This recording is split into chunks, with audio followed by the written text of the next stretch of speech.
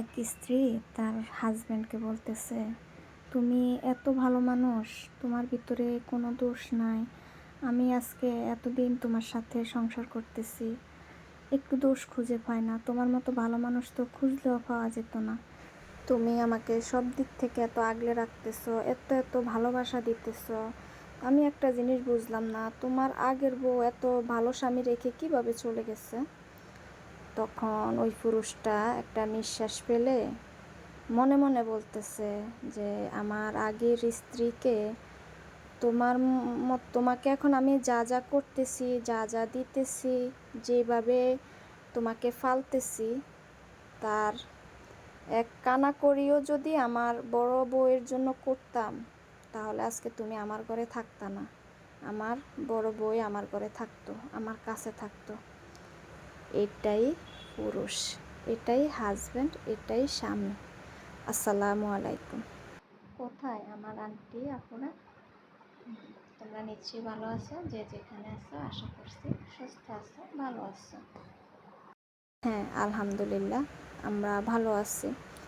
তো আমার এই ভিডিওটি যখন কোটা আন্দোলন হয়েছে তখনকার, তো তখন অনেকগুলো ভিডিও জমে গেছে, নেটের জন্য ছাড়তে পারি না। তো এই ভিডিওটা এডিট করাই ছিল, কিন্তু নতুন নতুন ভিডিও করছি সেটাই ছেড়ে দিছি, তো এটা আর ছাড়া হয় না।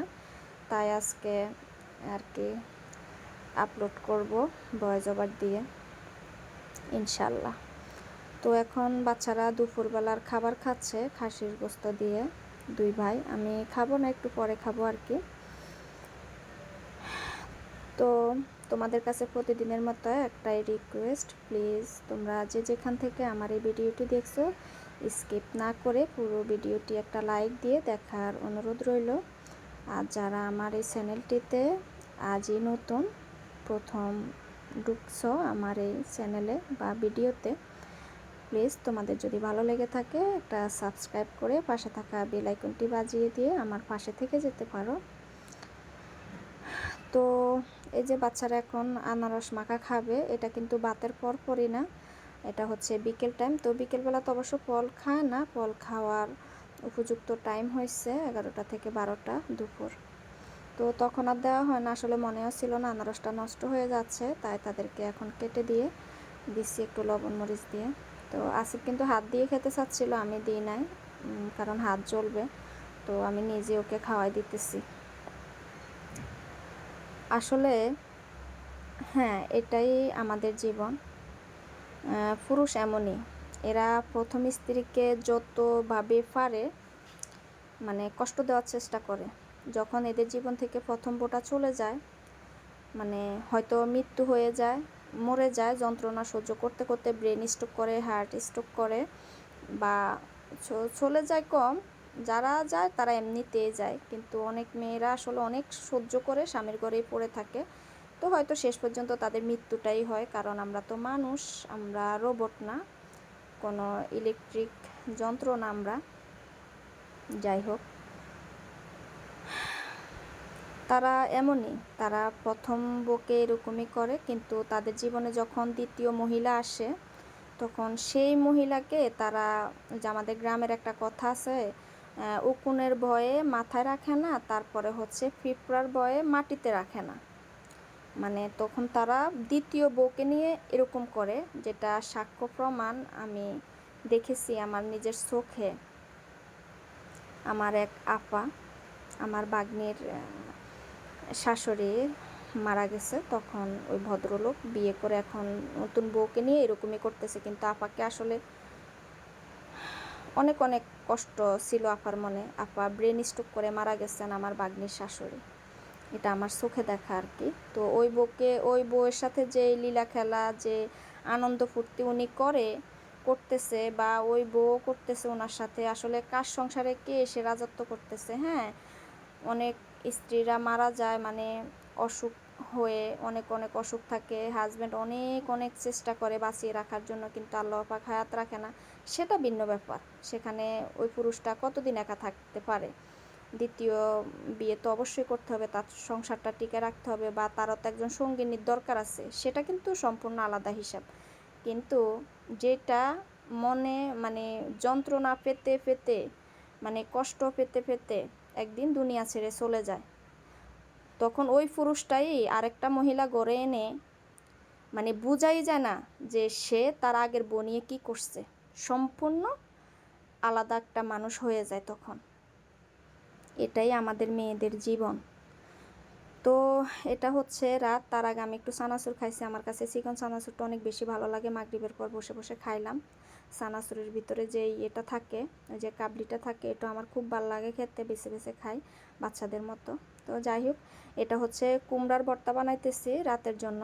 আমার বাচ্চারা ভীষণ পছন্দ করে, সবাই পছন্দ করে। তো কুমড়াটাকে আমি একটু তেলে ভেজে নিচ্ছি, সরিষার তেলে একটু নরম করে নিয়েছি। আর এই যে পেঁয়াজ মরিচের ভর্তা করে কুমড়াটা ডলে নেব আর কি। এটাও আলাদা একটা ভর্তা হয়ে গেছে এখন। এটা আমি বোনা খিচুড়ি বা গরম গরম ভাতের সাথে পেঁয়াজ মরিচের ভর্তাটা অনেক বেশি ভালো লাগে। তো তোমরা কে কে ভর্তাটা খাও বা তৈরি করো তোমাদের বাসায়, প্লিজ আমাকে কমেন্টে জানিও। তো আমার আসিফ, ওকে কিন্তু খাওয়াই দিচ্ছি আমি। আর আমি রাতে ওই যেদিন এই ভিডিওটা করছি ওই দিনটাতে আমি ভাত খাই না, আমি খাইছি দুধ দিয়ে একটা বার্গার বান দিয়ে। এটা বাসায় ছিল, ভাত খেতে ইচ্ছে করছিল না আর কি, ওদেরকে শুধু ভাত খাওয়াই দিচ্ছি। দেখো মাশাআল্লাহ কতটা সুন্দর হয়েছে না ভর্তাটা। তো দেখো কতটা কষ্ট করি আমরা আমাদের এই সংসার নিয়ে, কত নিখুঁতভাবে, মানে একদমই নিখুঁতভাবে, যাতে হাজব্যান্ড কোনো দোষ খুঁজে না পায়, হাজব্যান্ডের সমস্ত কিছু যাতে ভালো থাকে, সুন্দর থাকে। এই যে আমি আমার জীবনটা, আমি আজকে 16টা বছর সংসার করতেছি, একা দুই হাতে সব কিছু সামলাচ্ছি, হাজব্যান্ডের সমস্ত কিছু আমি খুবই সুন্দরভাবে সামলাচ্ছি। কিন্তু আমি বলতেছি সুন্দর, জানি না হ্যাঁ ওনার কাছে এটা সুন্দর কি না, ওনার কাছে আসলে কী আর বলবো। যাই হোক, আসলে দোষের অভাব নাই, ঠিক আছে, মেয়েদের দোষের অভাব নাই, দোষ না করলেও দোষ। তারা বলবে, তারা সব কিছু করবে, তারা মানে সব কিছু তারাই করবে, কিন্তু দিন শেষে দোষটা আমাদেরই হয়, আমরা খারাপ, আমরা মেয়েরাই খারাপ। এটাই হচ্ছে আমাদের ভাগ্য। হ্যাঁ, সব মেয়েদের ভাগ্য কিন্তু এক না, কিছু কিছু ভাগ্যবতী মেয়ে দুনিয়াতে আসে, তাদের মায়ের গর্বের অনেক দাম আছে, তারা এমন এমন ভাগ্য নিয়ে আসে। এটা কিন্তু আমি হিংসা থেকে বলছি না, আমি আমার অন্তরের থেকে দোয়া, কারণ আমি মেয়েদের কষ্ট একদমই সহ্য করতে পারি না।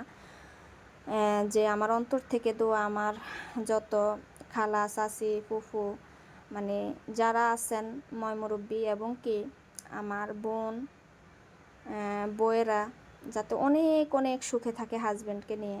আসলে যে মেয়ে সংসার জীবনে অসুখী স্বামী নিয়ে, তার এই এই জীবনটা পুরো নরকের মতো হয়ে যায় আর কি, মানে